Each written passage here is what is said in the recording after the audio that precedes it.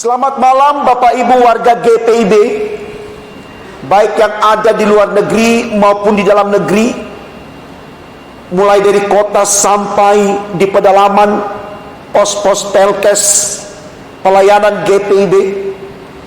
Kita haturkan syukur kepada Allah yang begitu baik, kepada kita yang mempertemukan saudara dan saya lewat program Night Call di malam hari ini. Dengan percaya firman Allah yang akan kita renungkan bersama di malam ini akan menjadi berkat bagi kita, sehingga semangat untuk mempermuliakan nama Allah terus ada pada kita dari waktu ke waktu.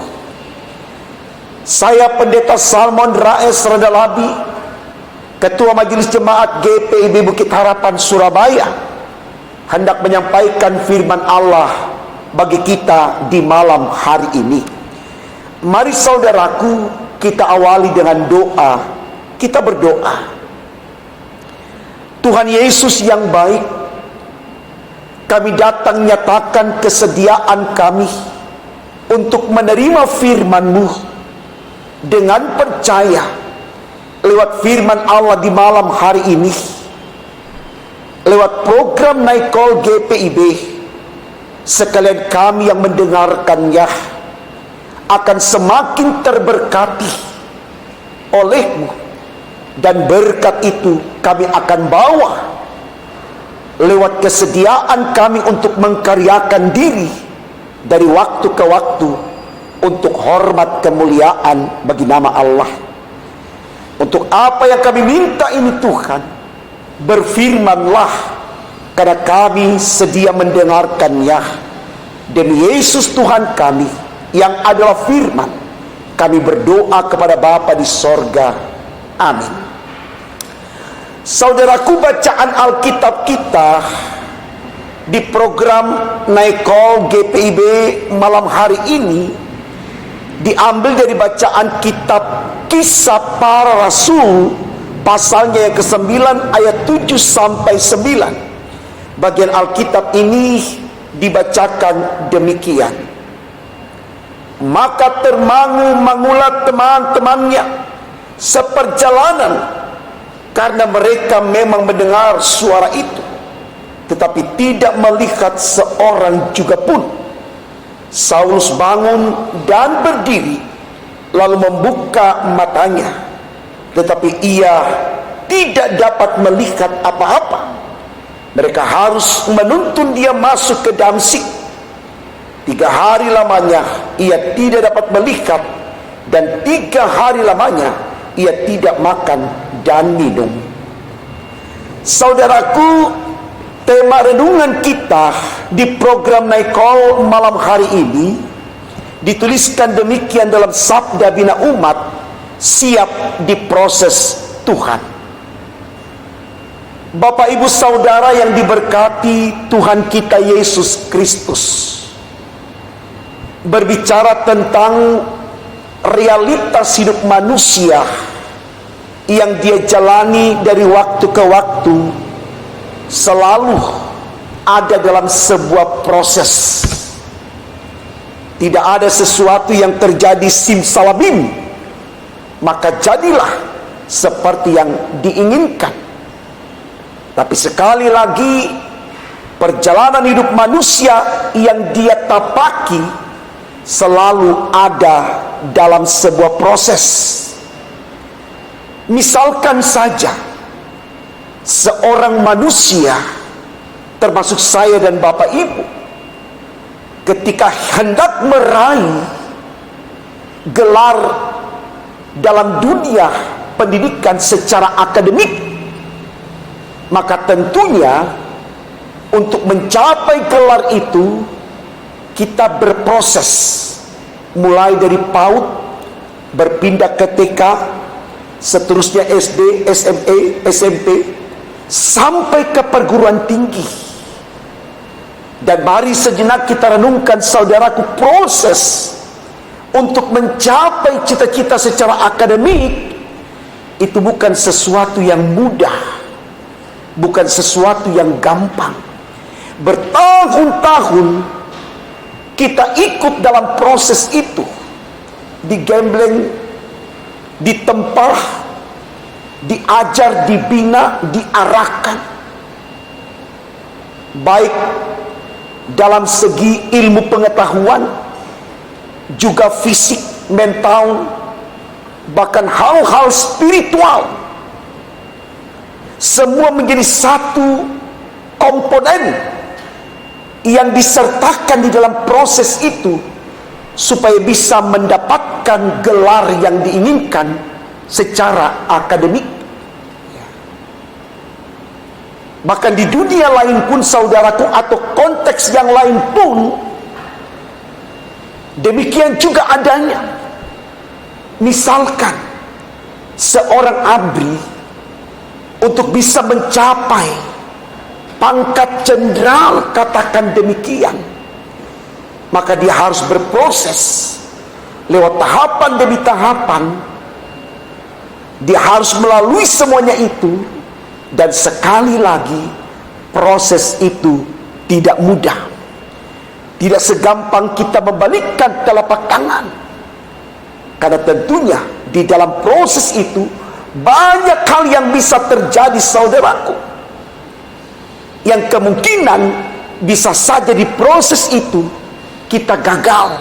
Artinya kita tidak akan mencapai tujuan akhir kita untuk menjadi seorang jenderal, katakan AMPRI, seorang sarjana, katakan anak yang sekolah tadi, dan hal-hal lain yang mau kita capai di waktu yang akan datang, atau di kehidupan kita di masa yang akan datang. Nah, saudaraku, ini baik untuk kita renungkan. Mengapa baik? Supaya kita mulai mempersiapkan diri kita, baik persiapan fisik, persiapan mental, moral, persiapan intelektual, dan juga persiapan iman. Karena kita tahu persis di perjalanan panjang kita ada banyak hal yang akan kita hadapi. Kalau kita kemudian tidak mempersiapkan semuanya secara matang, yang seperti disebutkan tadi, fisik, mental, moral, iman, intelektual, maka pasti dalam proses yang ada kita menjadi orang-orang yang kalah. Kita tertinggal dan kita tidak mendapatkan apa yang kita inginkan. Ini yang mau disoroti oleh tema khotbah kita, saudaraku. Siap diproses Tuhan. Artinya tema ini mau membawa kita kepada konteks spiritual, konteks iman, di mana kita ada di dunia ini bukan saja untuk memikirkan hal-hal yang lahiriah, hal-hal yang jasmaniah, hal-hal yang duniawi, tapi bersamaan dengan itu kita juga harus memikirkan hal-hal yang spiritual. Dan dalam konteks ini kita harus berhubungan dengan Allah, karena di sini Allah yang berproses dengan kita. Firman Tuhan sudah katakan, saudaraku, dari kandungan ibumu aku sudah membentuk engkau. Artinya jauh sebelum kita lahir, tangan Allah sudah merangkai karya untuk hidup kita. Kita sudah berproses bersama dengan Allah sampai kita lahir, sampai kita hidup dalam seluruh realitas yang kita jalani. Hal ini disampaikan kepada saudara dan saya, supaya kita tahu bagaimana kita menyertakan Allah di totalitas hidup kita. Tidak ada niat sedikit pun untuk meninggalkan Allah, untuk melepaskan Allah, karena kita tahu hanya Allah yang bisa membawa kita kepada tujuan akhir untuk memperoleh kemenangan, yaitu keselamatan. Dan sekali lagi, saudaraku, proses yang kita jalani untuk mencapai keselamatan bukanlah sesuatu yang gampang, bukan sesuatu yang mudah seperti kita membalikkan telapak tangan. Tidak sedikit kemudian kita akan hadapi hal-hal yang mencoba untuk menjatuhkan kita, menghentikan langkah kita. Katakan saja di masa sekarang ini, wabah virus corona salah satunya. Hendak menghentikan langkah kita ketika kita terpapar virus, ketika kita mengalami sakit corona. Dan tidak sedikit kemudian saudaraku, saudara-saudara kita yang lain sudah mengalami ini. Oleh karena itu, kembali lagi saya katakan seperti di awal tadi, kita betul-betul harus mempersiapkan segala sesuatunya dengan matang, baik persiapan fisik, mental, moral, iman, dan intelektual. Kelengkapan ini harus ada pada setiap orang saudaraku, termasuk saya dan Bapak Ibu. Nah, ini yang dialami oleh Paulus. Kita tahu persis saudaraku, jauh sebelum dia menjadi Paulus, dia disebut Saulus.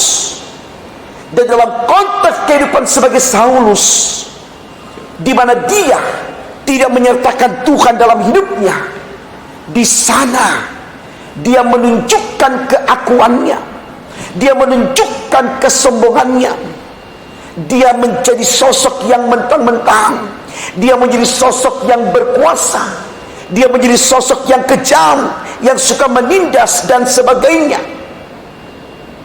Dia berpikir dalam keadaannya sebagai Saulus, dia akan bisa mencapai apa yang menjadi tujuan hidupnya, untuk menguasai dunia, mengalahkan dunia, dan menjadi pemenang, dan semua orang dikalahkan.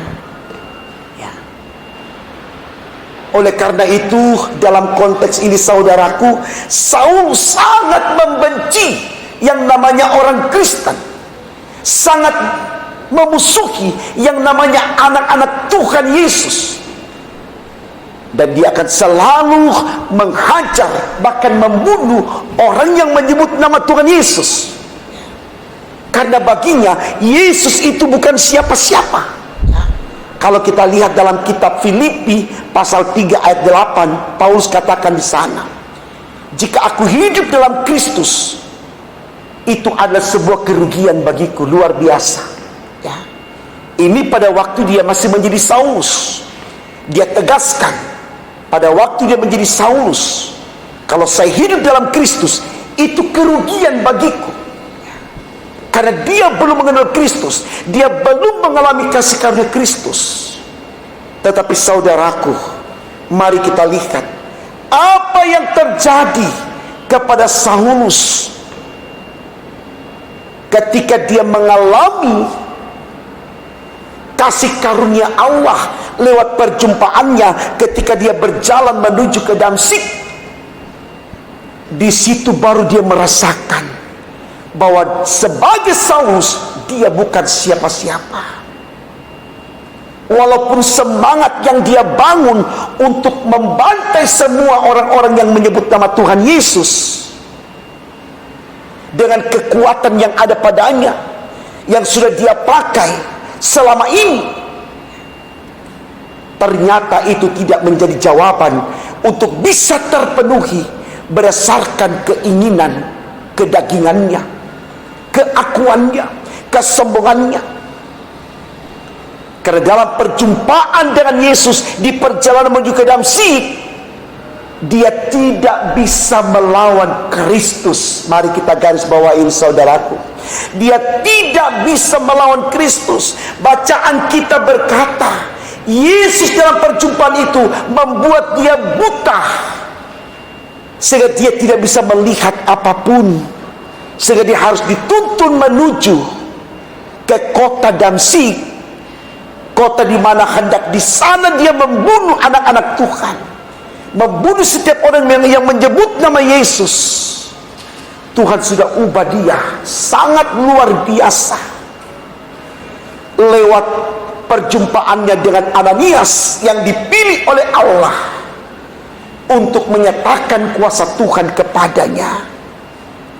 Disitulah awal mula Saulus berubah menjadi Paulus, untuk kemudian dia hanya ada di kehidupan ini untuk mewartakan kabar keselamatan di dalam Yesus Kristus. Nah, saudaraku, ketika Paulus berkomitmen dalam hidupnya untuk memulai kehidupan barunya menjadi anak Tuhan Yesus, ini tidak mudah. Ini tidak mudah, saudaraku. Kita tahu persis yang dulunya ketika dia menjadi Saulus, dia mau melakukan kejahatan apa saja, tidak ada yang menentangnya. Dia mendapatkan dukungan dari raja, diberikan kewenangan untuk melakukan apa yang ingin dia lakukan, termasuk membunuh orang-orang Kristen yang percaya kepada Yesus. Tapi ketika dia menjadi Paulus, saudaraku, dia kehilangan kekuatan itu. Dia menjadi orang yang merendah. Dia menjadi orang yang lemah, seakan-akan dia tidak punya kuasa lagi, dia tidak punya kekuatan lagi.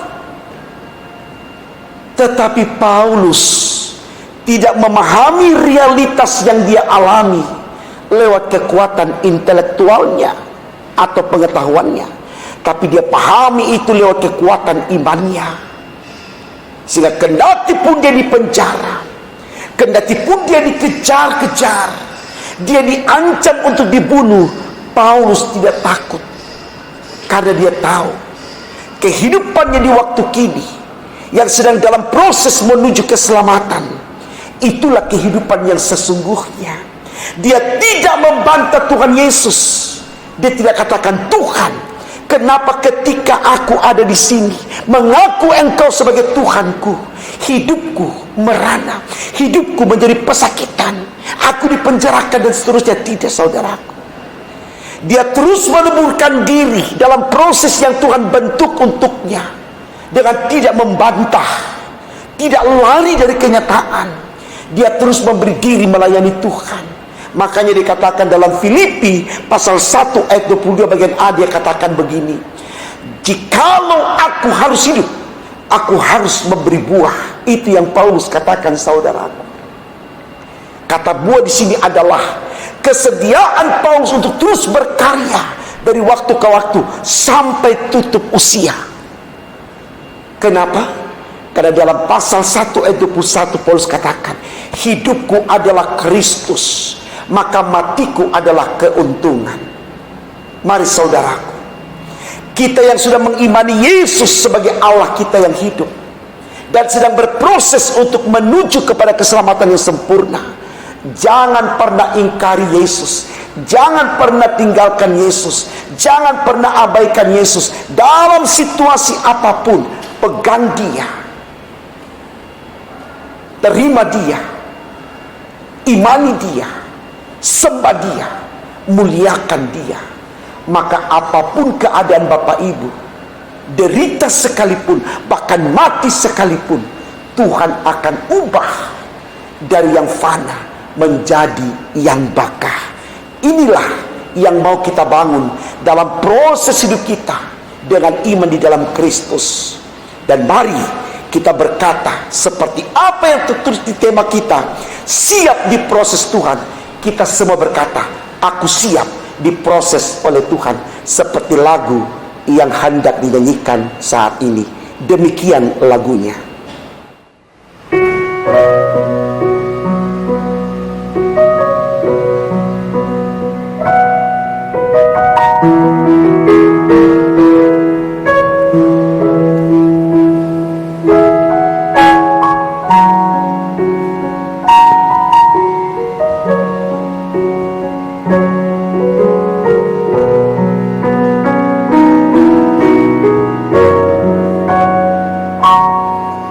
Aku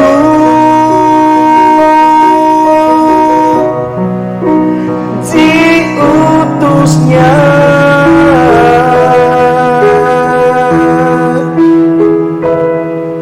aku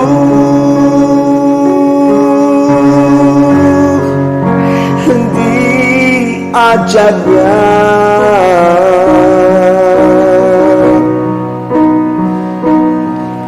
menggambarkan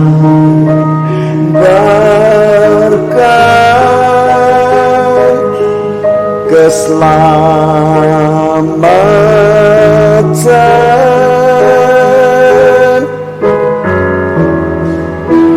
bagi semua orang,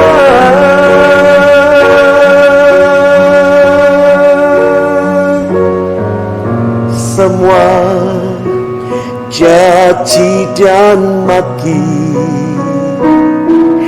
pasti kan ku hadapi, namun menjadi kekuatanku.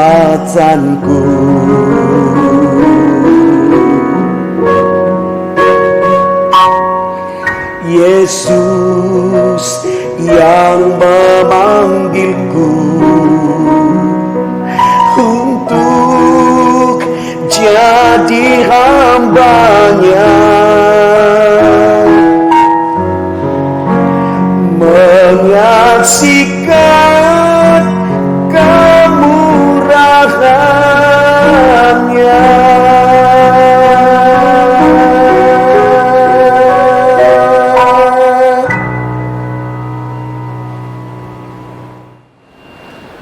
Saudaraku, lagu ini mau mengatakan kepada saya dan saudara, sebagai pelayan Tuhan, sebagai anak Tuhan, kita akan menghadapi yang namanya caci maki.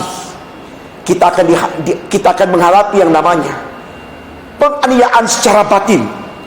Tapi mari, situasi itu jangan menggentarkan kita, menghentikan langkah kita, lalu mundur dari pelayanan Tuhan.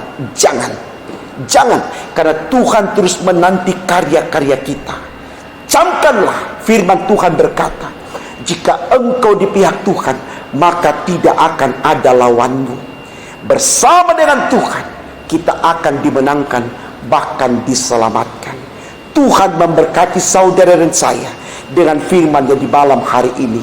Dan jadilah saksi Kristus sekarang dan sampai selama-lamanya. Amin. Mari kita berdoa, saudaraku. Tuhan Yesus, terima kasih Engkau berikan pengertian baik bagi kami di malam hari ini. Kami disadarkan bahwa kami harus menjadi pelaku firman di dalam kami menjalani kehidupan dari waktu ke waktu. Jangan buat kami terhenti untuk melakukan ini hanya karena kami menghadapi tantangan dan pergumulan. Mari Tuhan tolong terus kami, kuatkan iman kami, agar di situasi apapun yang kami hadapi, kami terus melangkah menjadi saksi-Mu yang hidup demi untuk kemuliaan nama-Mu. Baik sebagai gereja GPIB, mulai dari majelis sinode, mupel-mupel, regio, sampai kepada semua jemaat yang di kota, di pos-pos pemkes, yang ada di Indonesia, yang ada di luar negeri, semua diberkati oleh Allah, sehingga dalam kekuatan bersama sebagai gereja GPIB, kami mampu menyatakan kemuliaan nama Tuhan di konteks kehidupan yang menjemuk, baik di bumi pertiwi Indonesia maupun dalam kehidupan di muka bumi ini. Tuhan tolong terus gereja-Mu GPIB ya Allah di sorga, di dalam mereka menyatakan kehadirannya sebagai laskar Kristus demi untuk kemuliaan nama-Mu. Di masa-masa pandemi, kami berdoa ya Allah untuk pemerintah bangsa kami. Mampukan mereka dalam kekuatan besar oleh pemimpin bangsa kami, pemerintah bangsa kami, untuk bisa memberantas penyebaran virus corona. Agar dalam semuanya itu Tuhan, kami mampu untuk menyatakan kehadiran kami tanpa ada batasan, tapi kami bisa mengekspresikan semuanya dalam kekuatan Tuhan untuk mempermuliakan nama-Mu dari waktu ke waktu. Karena itu ya Allah di sorga, Engkau berkati tim medis yang terus berjuang untuk menyembuhkan pasien corona dimanapun mereka lakukan pekerjaan mulia ini. Di sana Tuhan ada bersama dengan mereka, dan semua pasien corona disembuhkan di dalam kuasa kasih Allah untuk kembali memiliki semangat untuk fight, menata hidup dalam mempermuliakan nama-Mu dari waktu ke waktu. Sungguh ya Allah, kami serahkan semua kehidupan kami, baik di malam ini, dalam istirahat malam kami. Lindungi, jaga dan peliharakan kami, agar besok kami dibangunkan dengan tubuh yang penuh keberkatan, untuk kembali kami pakai mempermuliakan nama-Mu dalam tanggung jawab kami hari esok. Tetap setia untuk Kristus yang kami sembah, kami agungkan dan kami permuliakan. Terima kasih ya Bapa di sorga. Ampunkan salah dan dosa-dosa kami, dengarkan doa kami, sempurnakan dan kabulkan, karena kami berdoa hanya dalam nama Tuhan Yesus, Allah kami yang hidup. Haleluya, puji Tuhan, amin. Selamat malam saudaraku. Tuhan memberkati kita sekalian sekarang dan selama-lamanya.